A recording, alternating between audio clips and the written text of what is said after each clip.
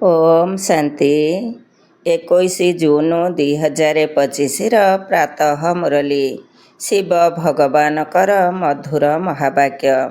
ଶିବ ବାବା କହୁଛନ୍ତି, ମିଠେ ବଚେ, ବର୍ତ୍ତମାନ ତୁମମାନଙ୍କର ସ୍ମୃତିରେ ଆସିଛି ଯେ ଆମେ 84 ଜନ୍ମର ଚକ୍ର ଶେଷ କରିଛୁ। ଏବେ ଆମେ ନିଜର ଶାନ୍ତିଧାମ ଘରକୁ ଫେରିଯିବୁ। ତେବେ ଘରକୁ ଯିବା ପାଇଁ ଆଉ ଅଳ୍ପ ସମୟ ବାକି ଅଛି।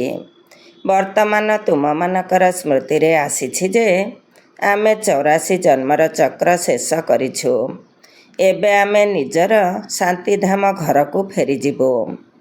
ତେବେ ଘରକୁ ଯିବା ପାଇଁ ଆଉ ଅଳ୍ପ ସମୟ ବାକି ଅଛି।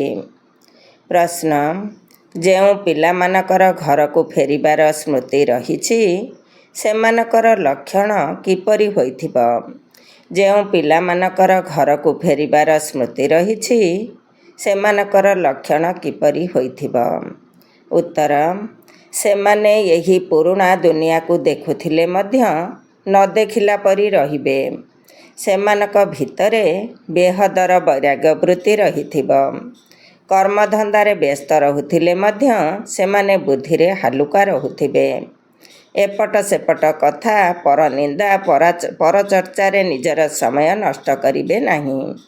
ନିଜକୁ ଏହି ଦୁନିଆରେ ଅତିଥି ମନେକରି ରହୁଥିବେ। ଓମ୍ ଶାନ୍ତି। କେବଳ ତୁମେ ସଙ୍ଗମଯୁଗୀ ବ୍ରାହ୍ମଣ ସନ୍ତାନମାନେ ହିଁ ଜାଣିଛ ଯେ ଆମେ ଅଳ୍ପ ସମୟ ପାଇଁ ଏହି ପୁରୁଣା ଦୁନିଆର ଅତିଥି ଅଟୁ। ତୁମର ପ୍ରକୃତ ଘର ହେଉଛି ଶାନ୍ତିଧାମ। ସେହି ଘରକୁ ହିଁ ମନୁଷ୍ୟ ବହୁତ ୟାଦ କରିଥାନ୍ତି। ଇଚ୍ଛା ରଖିଥାନ୍ତି ମନକୁ ଶାନ୍ତି ମିଳୁ। କିନ୍ତୁ ମନ କ'ଣ, ଶାନ୍ତି କ'ଣ, ଆମକୁ କିପରି ମିଳିବ, ସେ କଥା କିଛି ବି କେହି ଜାଣିନଥାନ୍ତି। ତୁମେମାନେ ଜାଣୁଛ ଯେ ଏବେ ନିଜ ଘରକୁ ଯିବା ପାଇଁ ଆଉ ଅଳ୍ପ ସମୟ ବାକି ଅଛି। ସମଗ୍ର ଦୁନିଆର ସମସ୍ତ ମନୁଷ୍ୟ କ୍ରମାନୁସାରେ ସେଠାକୁ ହିଁ ଯିବେ। ତାହା ଶାନ୍ତିଧାମ ଏବଂ ଏହା ହେଉଛି ଦୁଃଖଧାମ।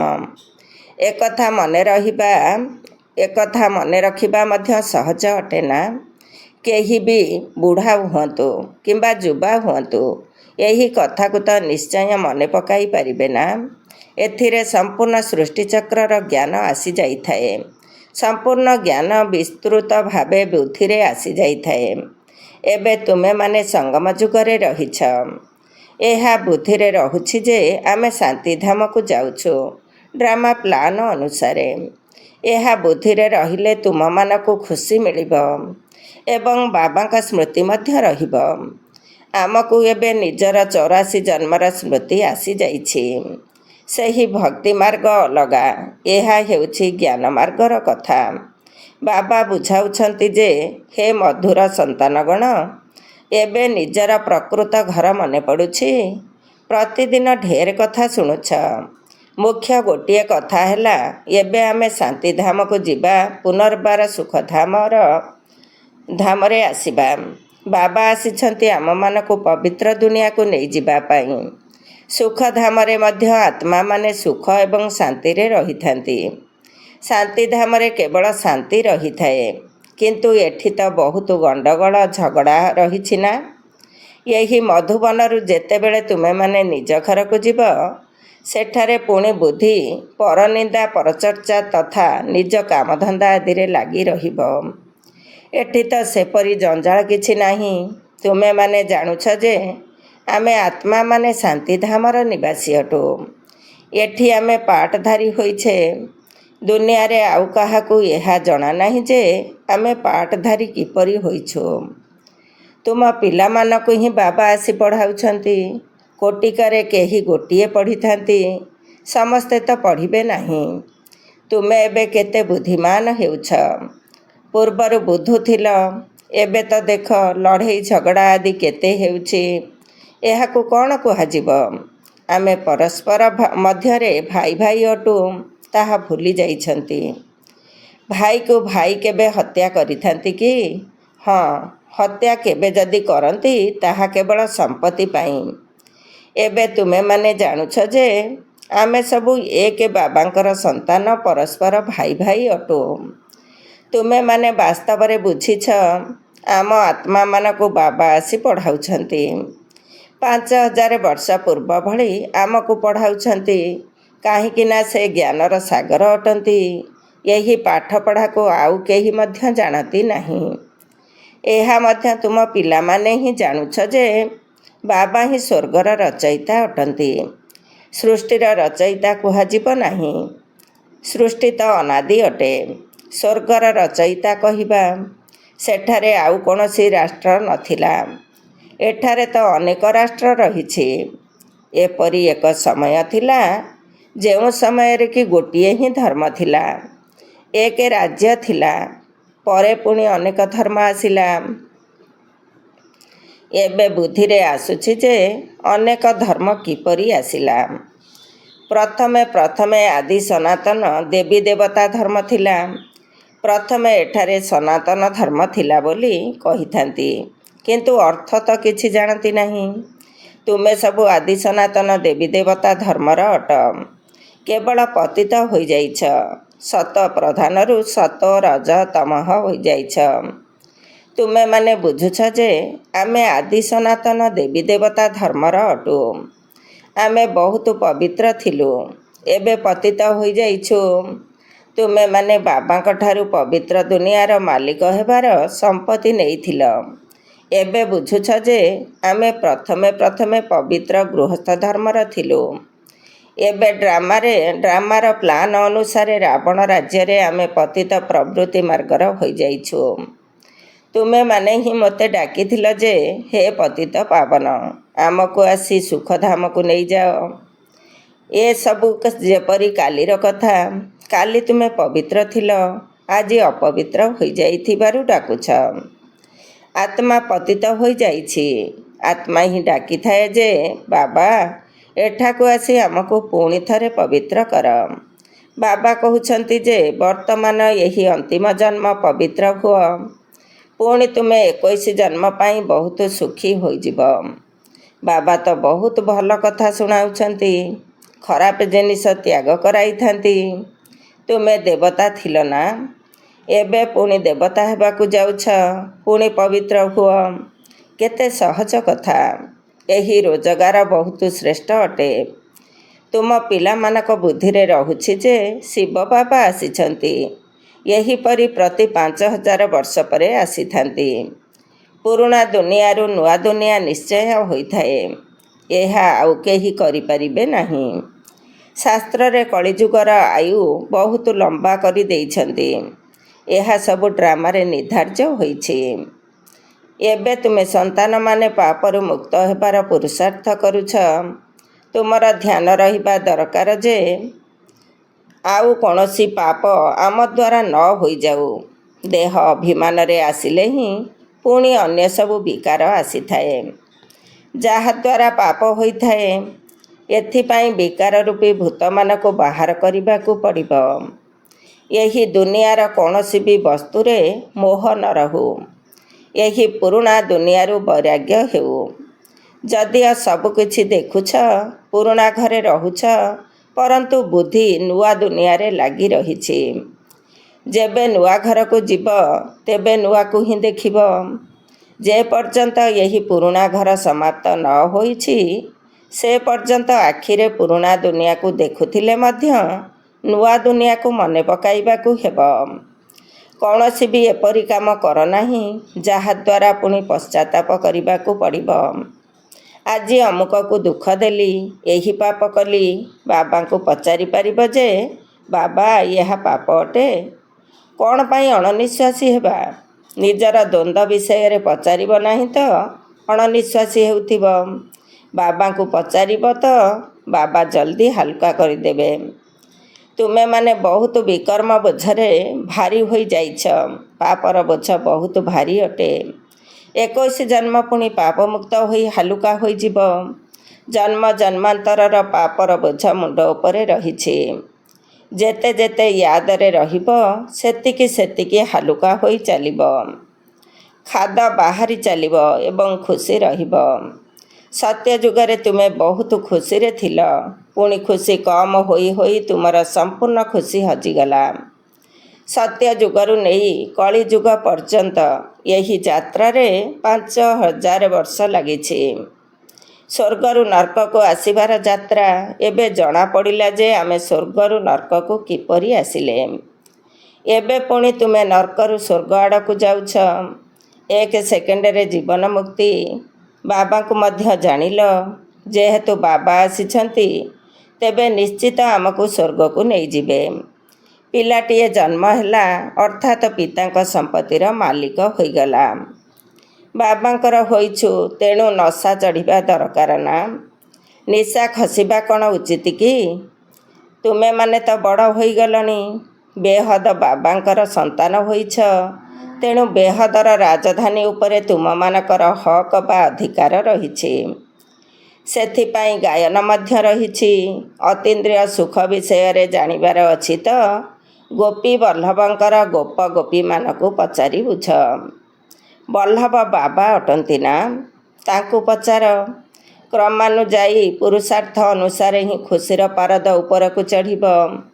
କେହି ତ ଜଲ୍ଦି ନିଜ ଭଳି ଅନ୍ୟମାନଙ୍କୁ ତିଆରି କରିଦେଇଥାନ୍ତି। ପିଲାମାନଙ୍କର କାମ ହିଁ ଏହା ଅଟେ ଯେ ସବୁକିଛି ଭୁଲେଇ ନିଜର ରାଜଧାନୀକୁ ଅନ୍ୟମାନଙ୍କୁ ମନେ ପକାଇ ଦେବା। ତୁମେମାନେ ତ ସ୍ୱର୍ଗର ମାଲିକ ଥିଲ। ଏବେ ଏହା କଳିଯୁଗୀ ପୁରୁଣା ଦୁନିଆ ଅଟେ। ପୁଣି ନୂଆ ଦୁନିଆ ହେବ। ଏବେ ତୁମ ପିଲାମାନଙ୍କ ବୁଦ୍ଧିରେ ଅଛି ଯେ ପ୍ରତି 5000 ବର୍ଷ ପରେ ବାବା ଭାରତକୁ ହିଁ ଆସିଥାନ୍ତି। ତେଣୁ ତାଙ୍କର ଜୟନ୍ତୀ ଭାରତରେ ପାଳନ କରୁଛନ୍ତି। ତୁମେମାନେ ଜାଣୁଛ ଯେ ବାବା ଆସି ଆମକୁ ରାଜଧାନୀ ଦେଇ ଯାଇଥାନ୍ତି। ତେଣୁ ସେଠାରେ ତାଙ୍କୁ ୟାଦ କରିବାର ଆବଶ୍ୟକତା ହିଁ ରହିନଥାଏ। ପୁଣି ଯେବେ ଭକ୍ତି ଆରମ୍ଭ ହୋଇଥାଏ, ସେତେବେଳେ ସ୍ମରଣ କରିଥାନ୍ତି, ଆତ୍ମା ହିଁ ଖୁସିର ଖୁରାକ ଖାଇଛି। ତେଣୁ ପୁନର୍ବାର ୟାଦ କରୁଛି ଯେ ବାବା ପୁଣି ଆସି ଆମକୁ ଶାନ୍ତିଧାମ ସୁଖଧାମକୁ ନେଇଯାଅ। ଏବେ ତୁମେ ପିଲାମାନେ ବୁଝୁଛ ଯେ ସେ ଆମର ପିତା ଅଟନ୍ତି, ଟିଚର ମଧ୍ୟ ଅଟନ୍ତି, ଗୁରୁ ମଧ୍ୟ ଅଟନ୍ତି। ସୃଷ୍ଟିର ଆଦି ମଧ୍ୟ ଅନ୍ତର ଚକ୍ର 84 ଜନ୍ମର ଜ୍ଞାନ ତୁମମାନଙ୍କର ବୁଦ୍ଧିରେ ରହିଛି। ଅନେକ ଥର 84 ଜନ୍ମ ନେଇଛ ଏବଂ ନେଉଥିବ। ଏହାର ଅନ୍ତ କେବେ ହୋଇନଥାଏ। ତୁମ ବୁଦ୍ଧିରେ ହିଁ ଏହି ଚକ୍ରର ସ୍ମୃତି ରହିଛି। ସ୍ୱଦର୍ଶନ ଚକ୍ର ଘଡ଼ି ଘଡ଼ି ୟାଦ ଆସିବା ଦରକାର।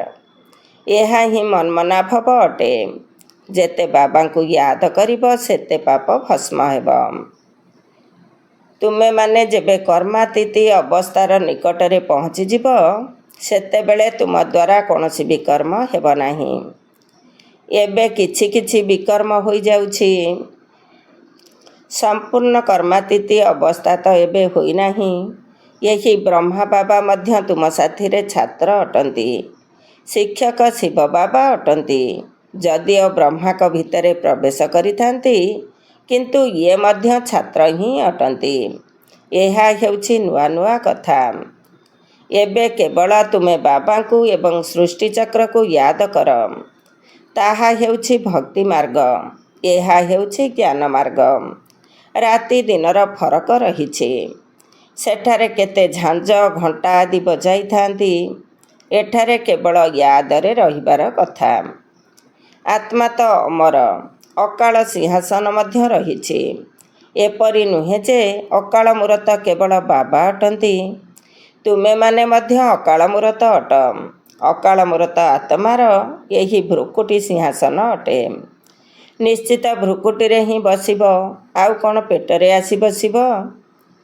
ଏବେ ତୁମେମାନେ ଜାଣୁଛ ଯେ ଆମ ଅକାଳ ମୂରତ ଆତ୍ମାର ସିଂହାସନ କେଉଁଠି ଅଛି। ଏହି ଭ୍ରୁକୁଟିର ମଧ୍ୟଭାଗରେ ଆତ୍ମାର ସିଂହାସନ ରହିଛି। ପଞ୍ଜାବର ଅମୃତସରରେ ମଧ୍ୟ ଅକାଳ ତଖତ ଅଛି ନା? କିନ୍ତୁ ତା'ର ଅର୍ଥ କିଛି ବି ବୁଝି ନାହାନ୍ତି। ତାହାର ମହିମା ମଧ୍ୟ ଗାୟନ କରିଥାନ୍ତି ଯେ ଅକାଳ ମୂରତ। ସେମାନଙ୍କର ଅକାଳ ତଖତ ବିଷୟରେ କାହାକୁ ବି ଜଣାନାହିଁ। ଏବେ ତୁମମାନଙ୍କୁ ଜଣାପଡ଼ିଲା ଯେ ପ୍ରକୃତ ସିଂହାସନ ତ ଏହି ଭ୍ରୁକୁଟି ଅଟେ, ଯାହା ଉପରେ ବସି ବାବା ଶୁଣାଉଛନ୍ତି। ତେଣୁ ଆତ୍ମା ଅବିନାଶୀ ଅଟେ, ଶରୀର ବିନାଶୀ ଅଟେ। ଆତ୍ମାର ଏହା ଅକାଳ ସିଂହାସନ ଅଟେ। ଏହି ଅକାଳ ତଖତ ସର୍ବଦା ରହିଥାଏ। ଏହା ତୁମେମାନେ ହିଁ ବୁଝୁଛ। ସେମାନେ ପୁଣି କାଠର ସିଂହାସନ ତିଆରି କରି ଏପରି ନାମ ରଖିଦେଇଛନ୍ତି। ବାସ୍ତବରେ ଅକାଳ ଆତ୍ମା ତ ଭ୍ରୁକୁଟିରେ ହିଁ ବସିଛି। ତୁମ ପିଲାମାନଙ୍କ ବୁଦ୍ଧିରେ ଏସବୁ କଥାର ଅର୍ଥ ରହିଛି। ଏକ ଓଁକାର, ଏହାର ଅର୍ଥ ତୁମେମାନେ ବୁଝୁଛ। ମନୁଷ୍ୟ ମନ୍ଦିରରେ ଯାଇ କହିଥାନ୍ତି ଅଚ୍ୟୁତମ୍ କେଶବମ୍, ଅର୍ଥ କିଛି ନାହିଁ। ଏହିପରି ହିଁ ସ୍ତୁତି କରିଥାନ୍ତି ଅଚ୍ୟୁତମ୍ କେଶବମ୍ ରାମ ନାରାୟଣମ୍। ଏବେ ରାମ କେଉଁଠି, ନାରାୟଣ କେଉଁଠି? ବାବା କହୁଛନ୍ତି ଯେ ତାହା ସବୁ ଭକ୍ତି ମାର୍ଗ ଅଟେ। ଜ୍ଞାନ ତ ବହୁତ ସାଧାରଣ। ଅନ୍ୟ କୌଣସି କଥା ପଚାରିବା ପୂର୍ବରୁ ବାବା ଏବଂ ବର୍ଷାକୁ ମନେ ପକାଇବାକୁ ହେବ। ସେହି ମେହନତ କାହା ଦ୍ୱାରା ହେଉନାହିଁ, ଭୁଲି ଯାଉଛନ୍ତି। ଗୋଟିଏ ନାଟକ ମଧ୍ୟ ରହିଛି। ମାୟା ଏପରି କରୁଛି, ଭଗବାନ ଏପରି କରୁଛନ୍ତି। ତୁମେ ବାବାଙ୍କୁ ୟାଦ କରୁଛ, ମାୟା ତୁମକୁ ଆହୁରି ତୋଫାନ ମଧ୍ୟକୁ ନେଇଯାଉଛି। ମାୟାର ଆଜ୍ଞା, ବଳବାନ ସହିତ ବଳବାନ ହୋଇ ଲଢ଼।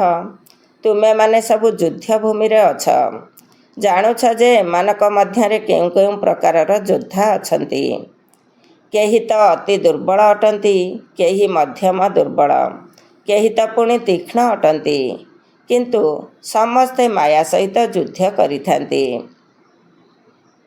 ଗୁପ୍ତ ହିଁ ଗୁପ୍ତ ଅଣ୍ଡରଗ୍ରାଉଣ୍ଡ ଦୁନିଆରେ ମଧ୍ୟ ଭୂମି ତଳେ ବମ୍ର ପରୀକ୍ଷା କରିଥାନ୍ତି। ଏହା ମଧ୍ୟ ତୁମେ ପିଲାମାନେ ଜାଣୁଛ ଯେ ନିଜର ମୃତ୍ୟୁ ପାଇଁ ସବୁକିଛି କରୁଛନ୍ତି। ତୁମେମାନେ ବିଲକୁଲ ଶାନ୍ତିରେ ବସିଛ। ସେମାନଙ୍କର ଅଟେ ବିଜ୍ଞାନର ବଳ। ପ୍ରାକୃତିକ ବିପର୍ଯ୍ୟୟ ମଧ୍ୟ ବହୁତ ରହିଛି। ସେଥିରେ ତ କାହାର ଶକ୍ତି କାମ କରିବ ନାହିଁ। ଏବେ କୃତ୍ରିମ ବର୍ଷା ପାଇଁ ମଧ୍ୟ ଚେଷ୍ଟା କରୁଛନ୍ତି। କୃତ୍ରିମ ବର୍ଷା ହେବ ତ ପୁଣି ଶସ୍ୟ ଅଧିକ ହେବ। ତୁମେ ସନ୍ତାନମାନେ ତ ଜାଣୁଛ ଯେ କେତେ ବି ବର୍ଷା ହେଉ, ନିଶ୍ଚିତ ରୂପେ ପୁଣି ବି ପ୍ରାକୃତିକ ବିପର୍ଯ୍ୟୟ ହେବ। ମୂଷଳ ଧାରାରେ ବର୍ଷା ହେବ, ପୁଣି କ'ଣ କରିପାରିବେ? ଏହାକୁ କୁହାଯାଉଛି ପ୍ରାକୃତିକ ଦୁର୍ବିପାକ। ସତ୍ୟ ଯୁଗରେ ଏସବୁ ହୋଇନଥାଏ। ଏଠାରେ ଯାହା ସବୁ ହେଉଛି ସେସବୁ ବିନାଶରେ ସାହାଯ୍ୟ କରିଥାଏ। ତୁମର ବୁଦ୍ଧିରେ ରହିଛି ଯେ ଆମେ ଯେବେ ସତ୍ୟ ଯୁଗରେ ରହିବୁ, ସେତେବେଳେ ଯମୁନା କୂଳରେ ସୁନାର ମହଲ ହେବ। ସେଠାରେ ବହୁତ କମ୍ ସଂଖ୍ୟାରେ ରହିବୁ। କଳ୍ପ କଳ୍ପ ଏହିପରି ହୋଇଥାଏ। ପ୍ରଥମେ କମ୍ ମନୁଷ୍ୟ ଥାଆନ୍ତି, ପୁଣି ବୃକ୍ଷ ବଢ଼ିଥାଏ। ସେଠାରେ କୌଣସି ବି ଆବର୍ଜନା ଇତ୍ୟାଦି ନଥାଏ। ଏଠାରେ ତ ଦେଖ, ପକ୍ଷୀ ମଧ୍ୟ ଅପରିଷ୍କାର କରୁଛନ୍ତି। ସେଠାରେ ଅପରିଷ୍କାରର କଥା କିଛି ନାହିଁ। ତେଣୁ ତାକୁ କୁହାଯାଉଛି ସ୍ୱର୍ଗ। ଏବେ ତୁମେମାନେ ବୁଝୁଛ ଯେ ଆମେ ଏବେ ଦେବତା ହେଉଛୁ। ତେଣୁ ଅନ୍ତର କେତେ ଖୁସି ରହିବା ଉଚିତ, ଦରକାର। ମାୟା ରୂପୀ ଜିନ୍ଠାରୁ ରକ୍ଷା ପାଇବା ପାଇଁ ହେଲେ ବାବା କହୁଛନ୍ତି ତୁମେ ପିଲାମାନେ ଏହି ରୁହାନୀ ଧନ୍ଦାରେ ଲାଗିଯାଅ। ମନ୍ମନା ଭବ, ବାସ୍। ଏହିଥିରେ ହିଁ ଜିନ୍ ଭଳି ନିରନ୍ତର ଲାଗି ରୁହ। ଜିନ୍ର ଉଦାହରଣ ଦେଇଥାନ୍ତି ନା, କହିଲା ମୋତେ କାମ ଦିଅ। ତେଣୁ ବାବା ମଧ୍ୟ କାମ ଦେଉଛନ୍ତି, ନଚେତ ମାୟା ଖାଇଯିବ। ବାବାଙ୍କର ପୂର୍ଣ୍ଣ ରୂପେ ସହଯୋଗୀ ହୁଅ। ଏକୁଟିଆ ବାବା ତ ସବୁ କରିବେ ନାହିଁ। ବାବା ତ ରାଜତ୍ୱ ମଧ୍ୟ କରିବେ ନାହିଁ। ତୁମେମାନେ ସେବା କରୁଛ, ରାଜ୍ୟପଦ ମଧ୍ୟ ତୁମମାନଙ୍କ ପାଇଁ ଅଟେ। ବାବା କହୁଛନ୍ତି ମୁଁ ମଧ୍ୟ ମଗଧ ଦେଶରେ ଆସୁଛି। ମାୟା ମଧ୍ୟ ମଗର ମାଛ ଅର୍ଥାତ୍ କୁମ୍ଭୀର ଅଟେ। କେତେ ମହାରଥୀମାନଙ୍କୁ ଗିଳି ଖାଇଯାଉଛି। ଏମାନେ ସବୁ ହେଲେ ଶତ୍ରୁ। ଯେପରି ବେଙ୍ଗର ଶତ୍ରୁ ସାପ ଅଟେ ନା, ତୁମମାନଙ୍କୁ ଜଣାଅଛି। ସେହିପରି ତୁମମାନଙ୍କର ଶତ୍ରୁ ହେଲା ମାୟା। ଆଚ୍ଛା, ମିଠା ମିଠା ଶିଖିଲ ଧେ ସନ୍ତାନମାନଙ୍କ ପ୍ରତି ମାତା ପିତା ବାପଦାଦାଙ୍କର ମଧୁର ସ୍ନେହ ସମ୍ପନ୍ନ ଶୁଭେଚ୍ଛା ଏବଂ ସୁପ୍ରଭାତ। ଆତ୍ମିକ ପିତାଙ୍କର ଆତ୍ମିକ ସନ୍ତାନମାନଙ୍କୁ ନମସ୍ତେ। ଆମ ଆତ୍ମିକ ସନ୍ତାନମାନଙ୍କର ଆତ୍ମିକ ମାତା ପିତା ବାପଦାଦାଙ୍କୁ ନମସ୍ତେ, ନମସ୍ତେ ଏବଂ ସୁପ୍ରଭାତ। ଧାରଣା ପାଇଁ ମୁଖ୍ୟ ସାର 1 ନମ୍ବର। ନିଜକୁ ପାପରୁ ମୁକ୍ତ କରିବାର ପୁରୁଷାର୍ଥ କରିବାକୁ ହେବ। ଦେହ ଅଭିମାନରେ କେବେ ବି ଆସିବାର ନାହିଁ। ଏହି ଦୁନିଆର କୌଣସି ବସ୍ତୁରେ ମୋହ ରଖିବାର ନାହିଁ। 2 ନମ୍ବର। ମାୟା ରୂପୀ ଜିନ୍ ଅର୍ଥାତ୍ ଭୂତଠାରୁ ରକ୍ଷା ପାଇବା ପାଇଁ ବୁଦ୍ଧିକୁ ଆତ୍ମିକ ସେବାରେ ବ୍ୟସ୍ତ ରଖିବାକୁ ହେବ। ବାବାଙ୍କର ସମ୍ପୂର୍ଣ୍ଣ ରୂପେ ସହଯୋଗୀ ହେବାକୁ ପଡ଼ିବ। ଆଜିର ବରଦାନ, ସର୍ବ ସମ୍ପତ୍ତିକୁ ଯଥା ସମୟରେ କାର୍ଯ୍ୟରେ ଲଗାଇ ନିରନ୍ତର ଖୁସିର ଅନୁଭବ କରୁଥିବା ସୌଭାଗ୍ୟଶାଳୀ ଆତ୍ମା ଭବ। ସର୍ବ ସମ୍ପତ୍ତିକୁ ଯଥା ସମୟରେ କାର୍ଯ୍ୟରେ ଲଗାଇ ନିରନ୍ତର ଖୁସିର ଅନୁଭବ କରୁଥିବା ସୌଭାଗ୍ୟଶାଳୀ ଆତ୍ମା ଭବ। ଡିଟେଲ୍ସ, ବାପ ଦାଦାଙ୍କ ଦ୍ୱାରା ବ୍ରାହ୍ମଣ ଜନ୍ମ ପ୍ରାପ୍ତ ହେବା ପରଠାରୁ ସାରା ଦିନ ପାଇଁ ଅନେକ ଗୁଡ଼ିଏ ଶ୍ରେଷ୍ଠ ଖୁସି ରୂପକ ସମ୍ପତ୍ତି ପ୍ରାପ୍ତ ହୋଇଥାଏ। ସେଥିପାଇଁ ତୁମମାନଙ୍କର ନାମକୁ ଜପ କରି ଏବେ ପର୍ଯ୍ୟନ୍ତ ମଧ୍ୟ ଅନେକ ଭକ୍ତ ଅଳ୍ପ କାଳର ଖୁସିର ଅନୁଭବ କରୁଛନ୍ତି। ତୁମର ଜଡ଼ ଚିତ୍ରକୁ ଦେଖି ଦେଖି ଖୁସିରେ ନାଚୁଛନ୍ତି। ତେଣୁ ତୁମେମାନେ ଏହିଭଳି ସୌଭାଗ୍ୟଶାଳୀ ଅଟ। ତୁମକୁ ସମ୍ପତ୍ତି ତ ଅନେକ ମିଳିଛି, କେବଳ ସେଗୁଡ଼ିକୁ ଯଥା ସମୟରେ କାର୍ଯ୍ୟରେ ଲଗାଅ ଏବଂ ଚାବିକୁ ସର୍ବଦା ସମ୍ମୁଖରେ ରଖ, ଅର୍ଥାତ୍ ସର୍ବଦା ସ୍ମୃତିରେ ରଖ ଏବଂ ସ୍ମୃତିକୁ ସ୍ୱରୂପରେ ଆଣ। ତାହା ହେଲେ ନିରନ୍ତର ଖୁସିର ଅନୁଭବ ହେବାକୁ ଲାଗିବ। ଆଜିର ସ୍ଲୋଗାନ, ବାବାଙ୍କର ଶ୍ରେଷ୍ଠ ଆଶାଗୁଡ଼ିକର ପ୍ରଦୀପ ପ୍ରଜ୍ୱଳନ କରୁଥିବା ଆତ୍ମାମାନେ ହିଁ କୂଳର ପ୍ରଦୀପ ଅଟନ୍ତି। ବାବାଙ୍କର ଶ୍ରେଷ୍ଠ ଆଶାଗୁଡ଼ିକର ପ୍ରଦୀପ ପ୍ରଜ୍ୱଳନ କରୁଥିବା ଆତ୍ମାମାନେ ହିଁ କୂଳର ପ୍ରଦୀପ ଅଟନ୍ତି। ଓମ୍ ଶାନ୍ତି।